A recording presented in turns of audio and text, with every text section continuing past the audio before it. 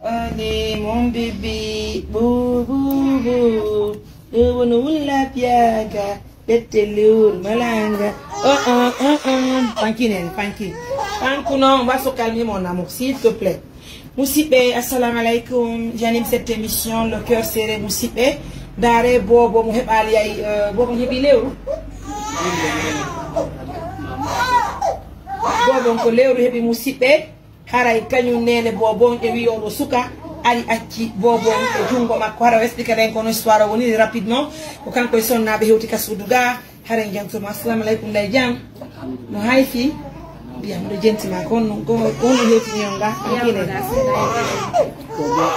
ko neno bobo e taylan ko atale ko mondongolu atale ko mondongolu mamod mo taylan do nan jogi woni jabbe woni usman na jabi bobo mi jabi bobo lasika mun jabe on bobo mo jodo feya mi jabi bobo mi yaltini ni bodi fijuno go mo sonna bobo pampes mo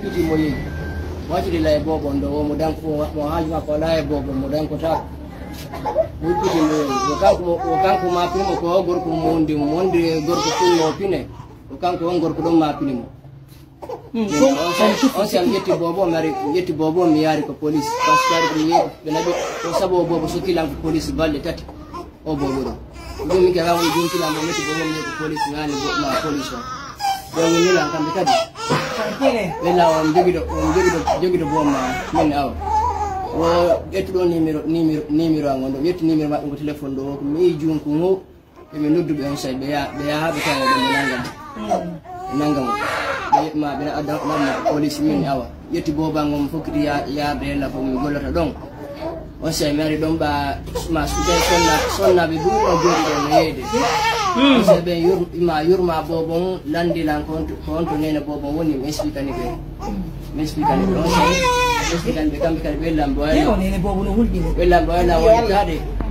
dandi wawdo dankade bobo ko woni wala wanta ngarde don yota be don ndara tawi do wala walta de fibo fami yango fono kona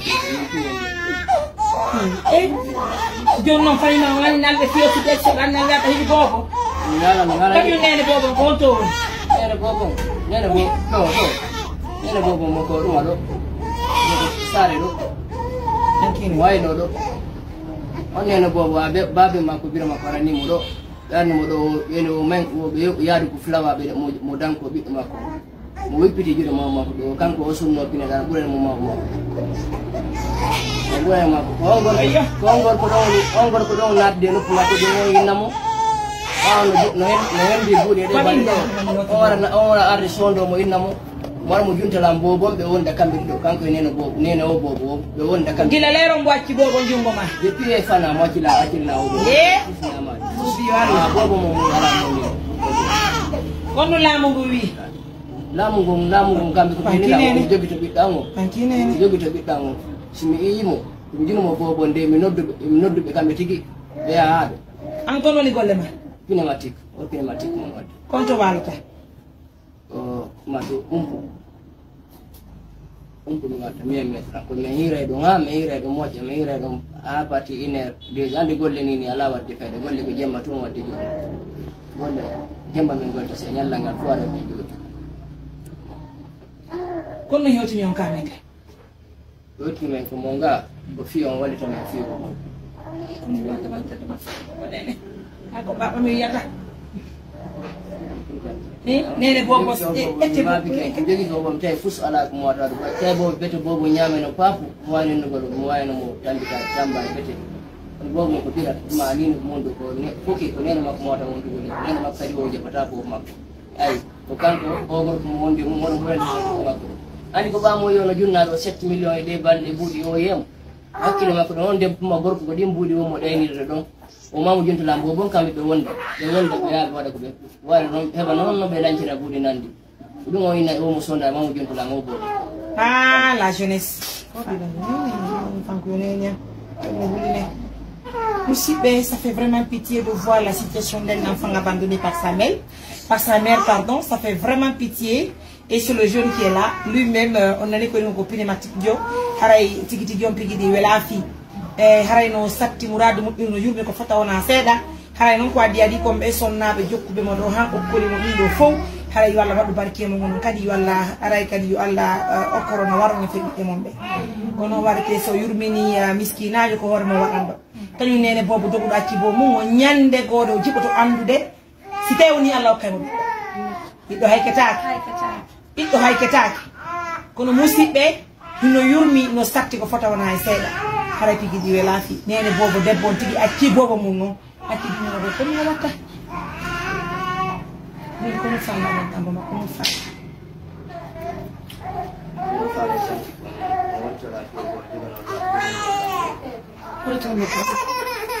non kan man kaya sibe kala mo bobo do ski na futi de nengo ko de golle ando mo ta jogade de bobo ko ne do de o meti am monde ko meti don tule onti kon ko don tule mo yobri ka ko fikinira do bata irande ko bata so yare bata fu ay do le kal ko sia trago du ma dubu to kemen do dubu no do mojano ay ole bobo do le ko bobo ko ni wadani ko ngam joro do bobo ko do sia trago ay ko dum wadi ko dum ko la ko mo fiyo mi wando hondo fiyo mi wanto me fiyo bobo da ma junno me solution benda enen rango bedo ko bobo yurma ko la do ko bobo mbira ko mo bodi wallahi yeltani ko gamo en yalla yobbe ko buri mo de kambe kay bedo tibi kenta andi pigono ton no hekki mo jogari amende moƴƴano c'est vrai que be holli partenaire be me holla be joni situation ko fendi ko be de mamu haray ko no woni musibbe haray bobo no heba tun ko lewru pet woni ko hebi nene bobo ngakkiti bobo nangi lawol awju billahi walla dan don joni se musibbe haray bobo ko jemma hewti ka meden sallallahu subhanahu wa ta'ala newni jango be me fo e yaka police holle lamgo hewtiden hay gouverneur on andi nembe ko fewndi kon e wawi wadde kingo enene bobo mbale si wala jiggo nene bobo harame burti o halfinti mi rambo musibbe haray non daydandi do ko joni muda yalti do ka ko mi jombado heureusement ko tawni mabbe ardon sifito ko fo mi waka de pour l'instant une décision pour auto mudia c'est vrai que mi anda hono wonde warde pigidi ko bobo je sais pas quoi faire hein, franchement mi anda ko no warreten do mi wawa lodde bobo mi san ndare ngay cionci non fus ala dum jotay do cionci bobo min hamid jandi mi ala cionci hamid do fu ko bobo gorko ndare no wattire bobo dum non kadi ala he ko ta ko jeppa on peut pas franchement naran gorto do ho jetta ça va être compliqué haray mo sibbe me de weltani o me den jarni on cionci le yetaki jema yekane nan jonas be ri matanti ma o kane nan joma dum ka tan sonni papi yaw nara spedi cionci fi bobo gorko parce que compli mo gotumi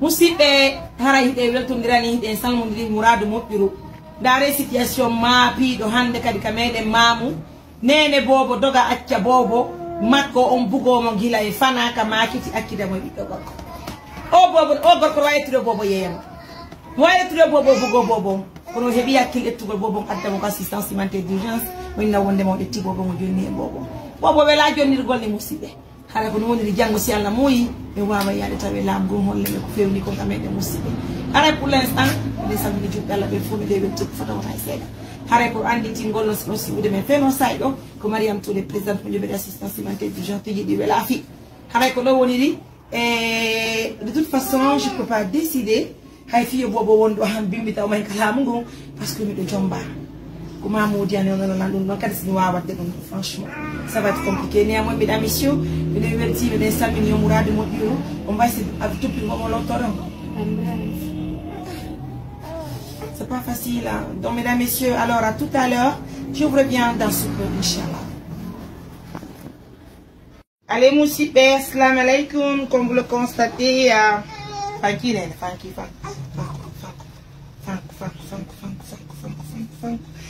musidɓe no mi waɗiri ni no mi holliri o ni la weltani julɓe Allah ɓen fof haray surtout j'invite la maman comme je le disais tout à l'heure bon ma on lotike o ñaami bon ma no hatojiri en dimaɗi nene bobo aram bomma ari yide andina la gongo ko ma yaktugola tektugolo bomma bugo da ka travo nene goto ango ngar halana lan.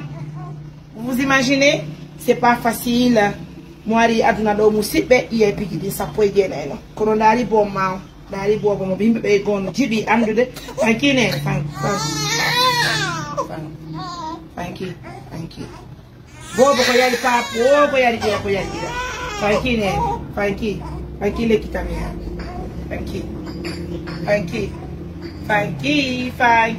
fanki oh là là mon bébé fanki fank.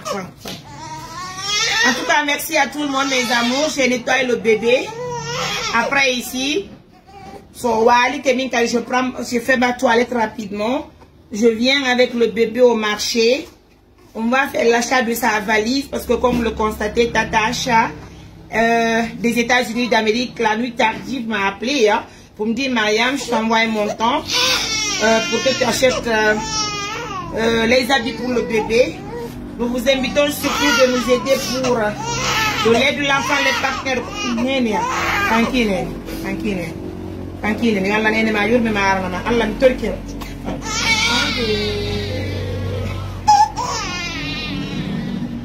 Nine people.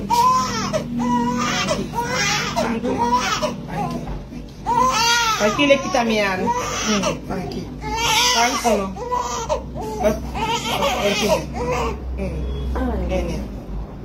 Oh là là, oui, son arme va voir.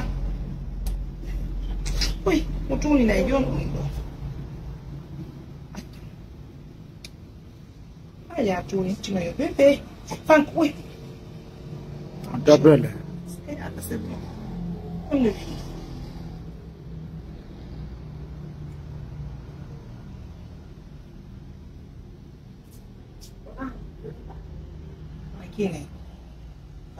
Tranquille kita mian. Tranquille kiande. Tranquille bina susi. Nanti kan benanyari. Oh iya.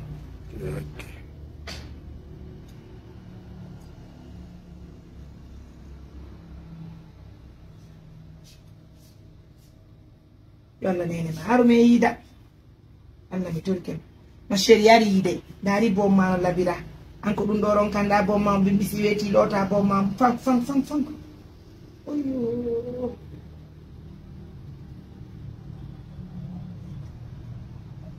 ay ɗo haayi ɗo nde mi sonna ko tettini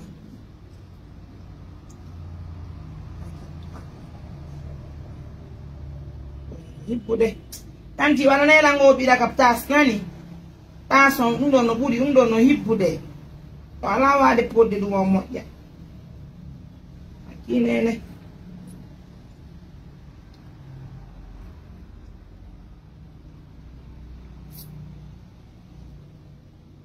joli garçon oh oui ah bien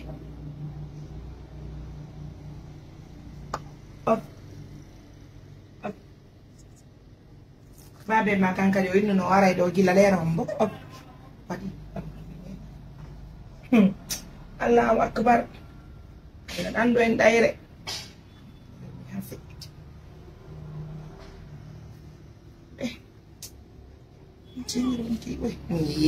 non l'enfant sourit non ouh là là non comme une fois il est joli il est très beau.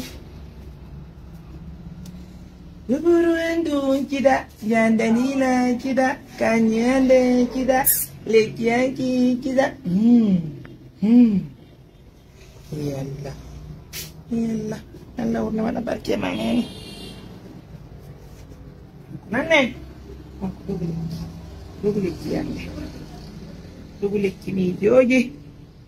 Dong ulbina susi. Don't kamba na nyari.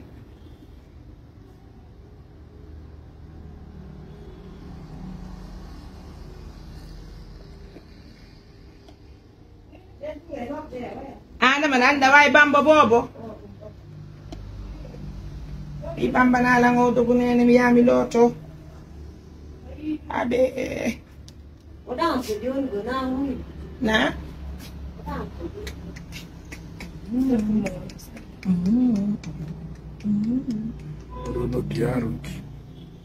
s'il vous plaît, je suis en émission quand même.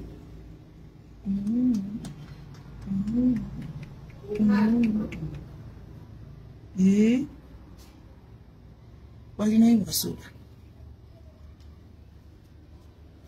bien, merci. Ça me dit que tu vas voir mes amours, à tout à l'heure. Enfin, l'enfant, nous avons très bien lavé l'enfant. Alhamdulillah Rabbil Alamina. Alors peut-être que vous allez vous faire aussi un journée et quand vous doit encore de bonbons. Et donc Andy, haray petit di la fille, quand il va bonbon. En tout cas, c'est un jeune, c'est un petit. Malheureusement aussi, comme il a si bien dit, sa famille n'est pas là. Haray donc Andy golle menne quand je peux petit di la fille aussi. Dans la dame de ngati do mo joni o bo do kar comme il a si bien dit mo yade mo jodo ka lawol apine matiko watte do ha weta haray petit di la fille. Mon frère, ça a une ngati o bo do anangi lawol. Nah, misalnya itu wadah alat mabur bolong bolong dan pun ada habis.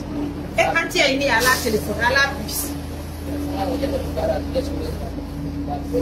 Tadi kita ni nak berbicara. Bobo ni. Bodo dan. Bodo. Ini ada. Ini makro ada lantong untuk molat. Joko lantong habis subaka. Minggu subaka.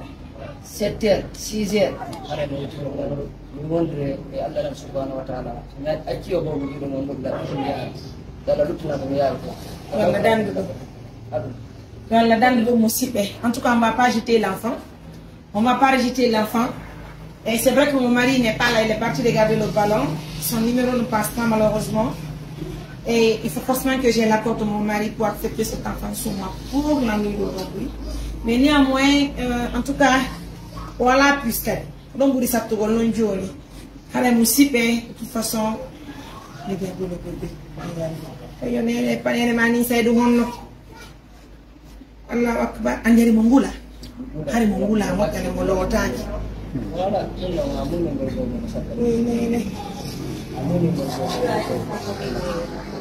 Moussipé, quand on va regarder un enfant, on a tué, na nyamete, na ira, na endi, on a honde, et ne rabe qu'on va kili. Dans la dame de Hakim qui est Moussipé. En tout cas, merci à tout le monde, mes amours. Comme vous le constatez, encore une fois de plus, Inch'Allah, demain matin, on va se diriger vers l'autorité. Si tu es au Niala, on va se dire, maintenant, l'autorité, Inch'Allah, il y a une situation de la waouh, regardez-moi le bébé. Ah, il a été très matinal et puis l'enfant là est très sage, franchement. Toute la nuit, il n'a pas dérangé quelqu'un à la maison, hein. Je ne vous demande pas. Là, ma tante a nettoyé l'enfant. Vous voyez, donc il est en train de prendre le lait. Et moi-même, j'ai appelé le marché, j'ai appelé ma tante au marché. On va envoyer, même si c'est incomplet pour l'instant pour l'enfant, je vais l'habiller. Et je veux sortir avec lui, je vais aller au marché, puisque ma tata d'amour, tata Cha, des États-Unis d'Amérique, m'a envoyé de l'argent. Je vais aller acheter donc sa valise tout à l'heure. Et je vais inviter les autres partenaires aussi de nous aider pour le lait. Parce que là, pour l'instant, l'enfant n'a pas de nourriture chez moi. Alors, j'embrasse tout le monde. Vous savez qu'assistance humanitaire d'urgence, c'est pour tout le monde, n'est-ce pas? En tout cas, j'invite la maman de cet enfant de venir à ma rencontre. S'il te plaît, chérie, si tu es à l'écoute de cette émission, tu sais, depuis hier, hein, je reviens en poulard parce que tu vas entendre quand même, quand je m'exprime en poulard, tu vas comprendre, ma chérie. D'accord? Donc, c'est la mamundo, la ngani da mamundo, kadi donc, prends ton temps, ma chérie. Ara, tu t'imagines, hein, qui me wika ki bon mao, mi jabi bon mao, parce que la ngandi, nene yo tiki bukota ko bon ma comme ma chérie. Donc, tu n'as pas raison de jeter ton enfant, tu n'as pas raison d'abandonner ton enfant. D'accord? Aïka dit, oh, ben bobo, il me l'a dit à 7h, 6h, ara, mais il y a les mots, on est en 9h07, mais il n'y a pas de problème.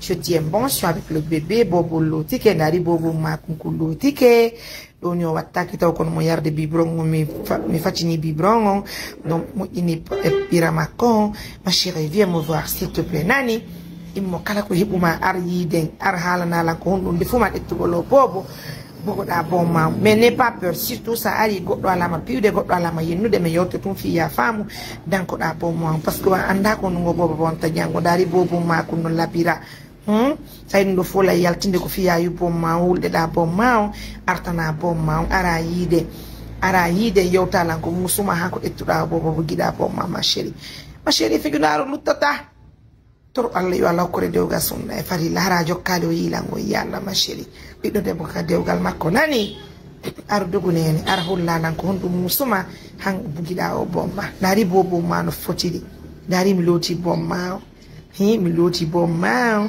mo yarde ɓira makko regarde tout ça là ma chérie allez e todikima mi jeejima immo kisangara min mi watta joom bobo makum wattamo wamude mujamo nebbankare tu as j'ai le temps pour ton enfant hande mi yeehi haɓe ɗo nabbo hande haɓe de halmata no yeddonirde bimbi hamiji nen tuuɗe na miyangan ni halimatu wiɗi ko miyamma ka ko miyangan halimatu haymdillah nen tuuɗe ay halimatu on ko miñam makko na miyangan ka tu as vu un peu chérie donc viens s'il te plaît tu vas récupérer ton enfant todikema mi jeejima ta bogo bomma ɗaɗi bobo no labira anda ko ɗum o wonta ono wawi wonde imam jo ono wawi wonde musée jo ono wawi wonde président jo ono wawi wonde ministre jo ma chérie ono wawi wonde goɗɗo mo Allah waɗi barke mum ɗaɗi bobo no labira inni artana bomma ari yiide nani numéro an ko 629 88 43 94 ɓe hollilan noon ko honto wonda koko min yawno to min yaltini ɓe juuɓe wonɓe wonɓe pardon acci hakke ɓe juuɓe wonɓe wadde figunaruji ka bariji to ɓe min yehi min yaltini min naadi couture e ɗuma woko goɗɗo e maɓɓe na noon ɓe naadaɓe ni ko ɓe wonɓe ka bariji toon de ko goɗɗo e maɓɓe kadi heeɓi o bobo ɗo musidɓe hinno yurmi no satti ha mo feƴƴiti joni musidɓe onon ɗin bariji fo ɗin baruji fo ɓen sonnaɓe ɗo hana yaltinede dari masiboji ko ɓe huwata ndare musidɓe masiboji ko ɓe huwata toute façon regardez le bébé et elle regardez l'enfant et elle oh là là c'est pas facile hein oh là là, regardez-moi le bébé, il n'y a pas de souci, je suis cœur avec vous mes amours. En tout cas, yo Allah wad barki o bobo, yo Allah wad wad barki makko, Allah yo wonu hunto haji musibe. Ne jetons pas les enfants, ça fait mal au cœur, ça fait très pitié. En tout cas, je vous embrasse, je vous fais gros bisous partout où vous êtes. C'est votre Mariam, la présidente de l'ONG Assistance Humanitaire d'Urgence aussi. Hein. Appelez-moi si vous voulez Madame Foula, puisque c'est le nom de mon mari que j'aime autant, le papa de mes enfants. L'homme qui a fait de moi une reine, hein? Voilà, donc c'est important. En tout cas, cet enfant, regarde le bébé, je vais l'habiller tout à l'heure et je vais aller avec lui au marché. Juste après le marché, on va aller au bureau. Encore une fois de plus, prenez bien soin de vous. Au revoir.